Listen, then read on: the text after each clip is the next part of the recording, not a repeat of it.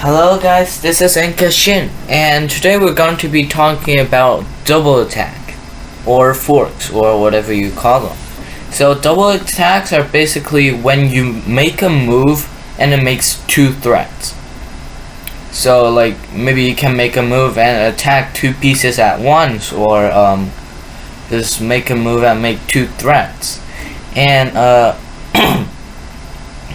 successful double attack is when you make that move and it works. The opponent cannot defend both of them, and they cannot find a move to like successfully defend it. So yeah, that is a double attack. So first, in this position, here's an example. You play knight takes c7, take the pawn, and then it's attacking both the rook and the king. Now you cannot move both of them at once because you cannot castle when your king is in check. So the king has to move because it's in check, and you cannot take the knight, and you can't block the knight either. So let's say the king moves here, and then you get a free rook. So next position, I'm going to give you guys a second to pause the video and think what you think the move is. Alright, so the move is d5, pawn d5. So it attacks both the knight and the bishop. Right? So if the bishop takes, your queen can take it back, and and you just get the free bishop. And if the bishop moves, you get the knight. If the knight moves, you get the bishop. So yeah, that is another successful double attack. So here is a bit of a tricky one. It's a bit more tricky to find. And yeah, pause the video and think what the move is. So the move is castle long. You castle long here, and the rook is attacking the bishop, but it's not attacking any other piece, but it is making a threat to mate in one next move by playing rook d1. So if the bishop moves, you can just play rook d1 and you win the game instantly. If they defend, you try not to get mated in one by playing something like h3. So you can't go here anymore because the king can go here. So then you get the free bishop. Alright, next. So double attacks don't always just appear by themselves. They sometimes need you to do something for your opponent to give you a double attack. So for example here, I'll let you guys pause the video and think for a second. So here you play the move knight to f3. Now that kicks the rook, so then the rook can either go away, take the pawn, or just not move at all. If the rook doesn't move, you get a free rook, obviously, because you can't take the knight and you can't block it.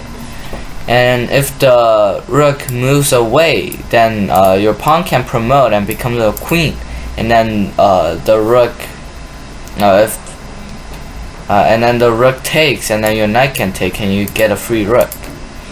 Now if their rook takes the pawn, here I believe you guys maybe can see it right now. You play knight g1, attacking both the king and the rook. So the king has to move because you can't block it, and you cannot take the knight, and it's in check. So the king has to move, for example, take the h pawn. So then you can get the free rook. So yeah, that is another successful double attack. So next one, it's the same thing again. You try to make your own double attack work. So here, your opponent's rook and king is attacking your bishop, and you are attacking their knight, and it's your move. But if you take their knight, they can take your bishop and check you, so there's an equal material trade. But you want to win material from this. So I'll give you guys a second to pause the video and think. So the move is bishop e7. So you move your bishop out of the way, so your rook can just attack their knight. So now they cannot take your bishop anymore because it's not there. So they have to move their knight or protect it. And in this case, they cannot protect it because if they move the rook here, it can take. They move the rook here, it can take. So they have to move the knight now. Here and here doesn't work because your bishop can just take, and your rook is protecting your bishop. If they go here, so they cannot take with the rook. And here or here, both give you a chance to double attack. They play knight here, then you can play rook d5, attacking the king and the knight. Because your bishop is also attacking the knight, then you can take it. Right? If they play here, the same thing, rook d5, attack both the king and the knight. But yeah, that is another example of a successful double attack. Now for this one,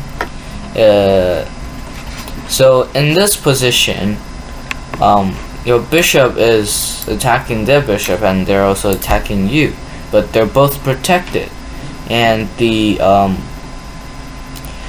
black's knight here is not protected. So yeah, I'll give you guys a second to pause the video and think what the move is. So the move is bishop takes b7. It's an equal material trade, so you're not losing anything yet. And then you play queen e4. This is a double attack. You cannot use one to block the other because you just lose the knight. Cannot protect each other. So this is also a very successful double attack. Obviously the rook is more important, so they're probably gonna move the rook. So then you get a free knight. So yeah, that is a lot of examples of double attacks, of successful double attacks.